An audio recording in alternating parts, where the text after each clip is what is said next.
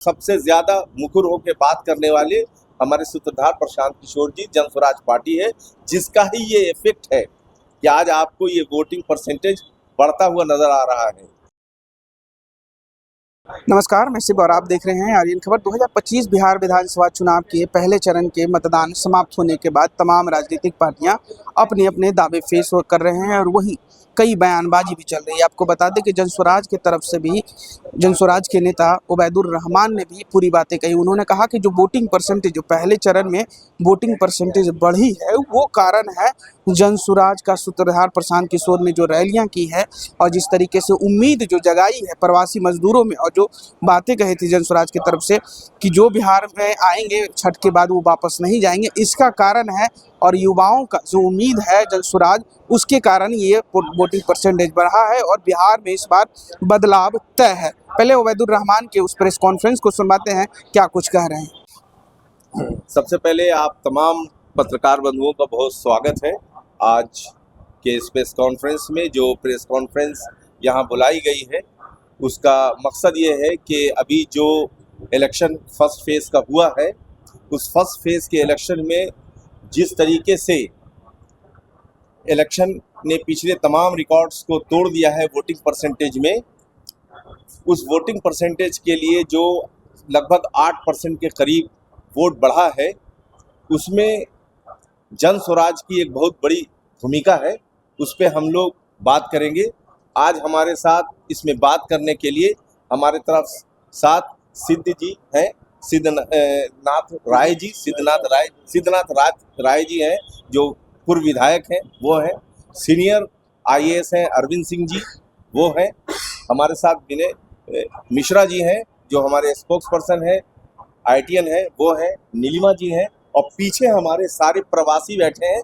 मिंटू जी जो यूके से आए हैं, उसके बगल में बैठे हुए हैं आलोक जी जो खुद यूके से आए हैं, और कैप्टन साहब को तो आप लोग जानते हैं। ये सारे हमारे आज प्रेस कॉन्फ्रेंस में हैं।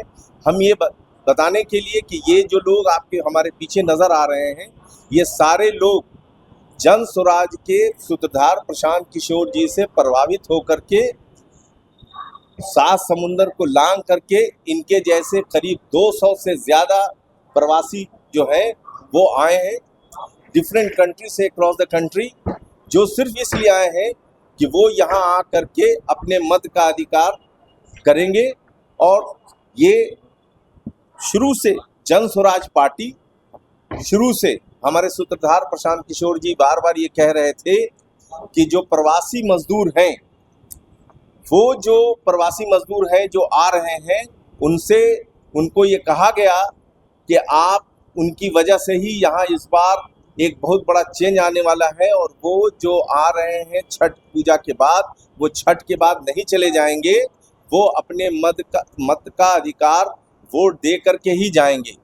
जिसकी वजह से, और सिर्फ यही नहीं, जो युवा वर्ग है जिनको जन स्वराज पार्टी ने इनकरेज किया कि अपने वोट को दे करके कैसे आप यहाँ पर बदलाव लाइए, तो बदलाव के लिए लोगों ने जो वोट किया है, जो जन स्वराज पार्टी ने जो बातें बताई, जो सारे मुद्दे हैं, जिस मुद्दे पर आज इलेक्शन हो रहा है उसमें सबसे बड़ा मुद्दा पलायन का था।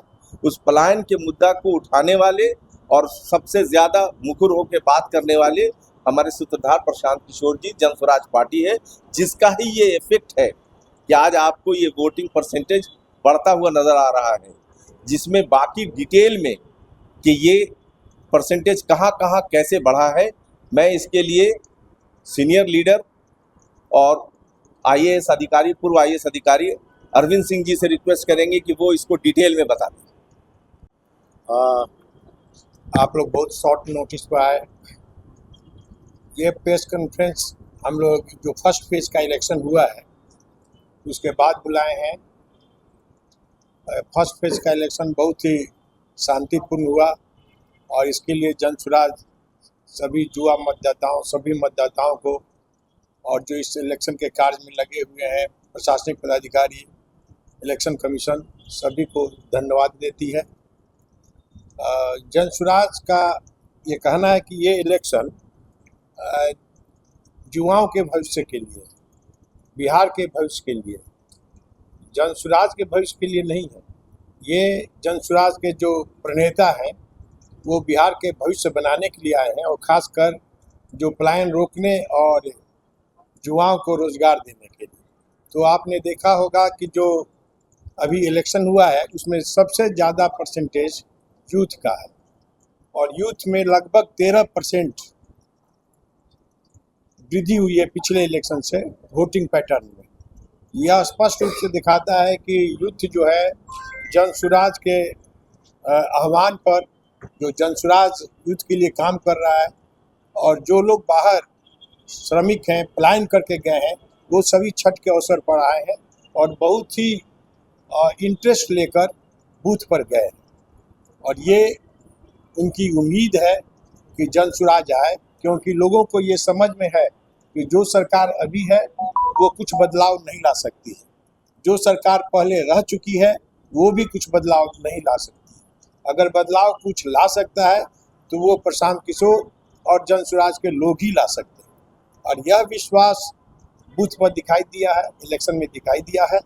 और हम सभी उम्मीद करते हैं कि इसी प्रकार जो युवा हैं, महिलाएं हैं, जो बाहर के प्रवासी है, बिहार के प्रवासी जो आए हैं, सेकंड फेज में जनसुराज को आगे बढ़ाने में, बिहार में परिवर्तन लाने के लिए इसी प्रकार लगे रहेंगे। और